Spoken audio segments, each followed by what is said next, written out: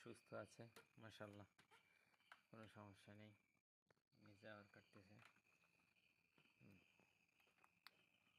এই হচ্ছে এদের আপডেট আপাতত।